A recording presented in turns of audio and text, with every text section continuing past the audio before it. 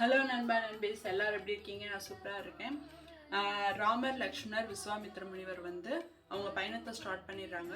போகிற வழியில் ஒரு காடு வந்து ரொம்ப வறட்சியாக தாகமாக இருக்குது. விஸ்வாமித்திர முனிவர் வந்து ஒரு மந்திரம் சொல்லி தர்றாரு. இந்த மந்திரத்தை சொன்னீங்கன்னா உங்களுக்கு சக்தி கிடைக்கும், பசியெல்லாம் எடுக்காதுன்னு சொல்லிட்டு அவங்களும் அதை சொல்கிறாங்க. அவங்க ரெண்டு பேரும் விஸ்வாமித்திர முனிவர்கிட்ட கேட்குறாங்க, ஏன் அப்பாவோட ஆட்சி காலத்தில் வந்து ஒரு வளமையான காடு இப்படி வறட்சியாக இருக்குன்னு சொல்லிட்டு அவர் சொல்கிறாரு, இதை வந்து தாடகைன்ற ஒரு அரக்கி தான் வந்து ஆட்சி பண்ணிட்டு இருக்கா. அவள் வந்து வர மனிதர்கள்லாம் கொண்டுட்டு இங்கே இருக்க எல்லா வளமையும் அழிச்சிட்ருக்காங்க அப்படின்னு சொல்லி சொல்கிறாரு. அவரோட கணவர் சுந்தன் என்ற யட்சன் வந்து அகஸ்திய முனிவர் வந்து சிவனுக்கு பூஜை பண்ணுறதுக்குரிய ஒரு மரக்கொடியை வந்து அவர் ஒடிச்சிட்டாரு. அதனால கோவப்பட்டு சுந்தனை இவர் எரிச்சிடுறாரு. கணவன் எரிச்ச கோபத்தில் வந்து இந்த தாடகை வந்து அகஸ்திய முனிவர் கிட்ட போய் அவங்கள அங்கே இருக்க முனிவர்கள் எல்லார் மேலேயும் கல் வீசி எறிகிறாங்க.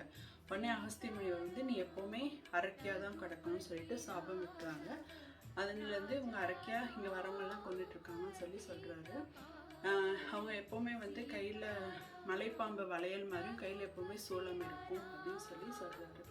ராமர் கேட்குறாரு, இவங்க என்னதான் இருந்தாலும் ஒரு பெண் இல்லையா, இவங்களை எப்படி நான் அழிக்கிறதுன்னு சொல்லிட்டு, இல்லை இப்போ நான் பண்ணுற யாகத்தையும் இவங்க தான் தடுத்துட்ருக்காங்க, ஸோ நீ வந்து இந்த அரக்கி அழிச்சிடுன்னு சொல்லி சொல்கிறாரு.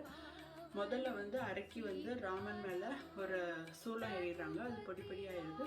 திருப்பி ராமன் வந்து அந்த அரக்கி மேலே ஒரு அம்பை எய்து அவங்க கொண்டுடுறாங்க. தேங்க்ஸ் ஃபார் வாட்சிங்.